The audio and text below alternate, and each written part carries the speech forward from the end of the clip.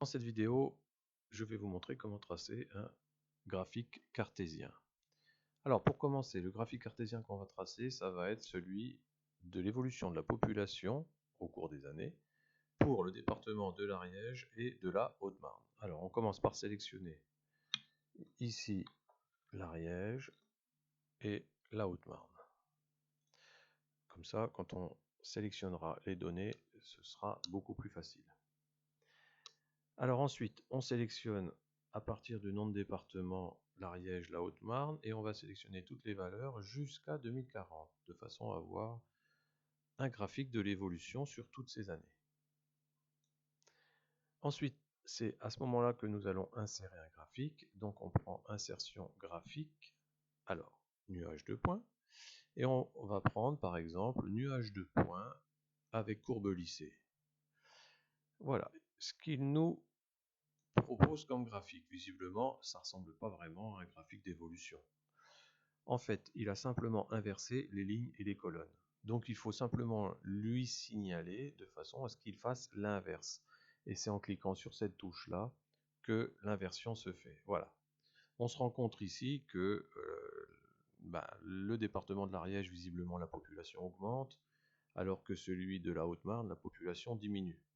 Alors pourquoi j'ai choisi ces deux départements? Simplement parce qu'en 2007, le nombre d'habitants était presque équivalent, et l'évolution au cours des années fait que le département de l'Ariège, qui est dans le sud de la France, est plus attractif que le département de la Haute-Marne, qui lui est dans le nord de la France. Bref, continuons, nous allons rajouter un titre au graphique et des titres aux axes pour que ce soit beaucoup plus sérieux.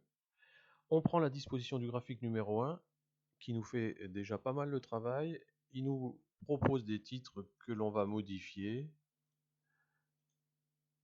en faisant double-clic dessus. Comme ça, on peut les modifier et marquer ce que l'on veut. Par exemple, courbe.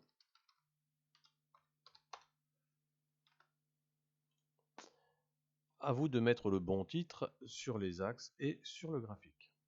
On remarque quand même que le petit problème ici, sur cet axe ici, on n'a pas les populations qui sont marquées, populations des années 2016, 2015, 2014. On a simplement la valeur de l'emplacement de la donnée. Par exemple, ici, le premier point, il est sur l'abscisse numéro 1 parce que c'est le premier point.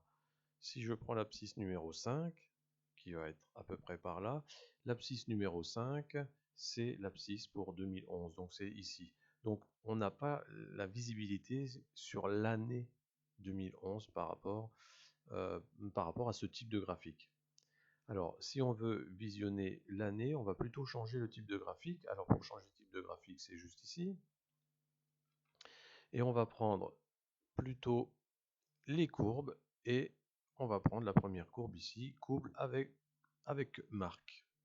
Ok, on voit que la population est marquée ici, c'est relativement serré, mais ça convient quand même relativement bien.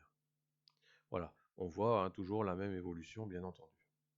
Si vous voulez changer quoi que ce soit dans la légende, double-cliquez dessus, vous avez toutes les options possibles. Sur les courbes, double-cliquez dessus, vous ouvrez toutes les options possibles, aussi bien sur la taille du tracé, la couleur du tracé, etc., etc. Je vous laisse modifier quelques options de façon à ce que le tracé soit le plus joli possible. Puis, vous pouvez passer à la vidéo suivante.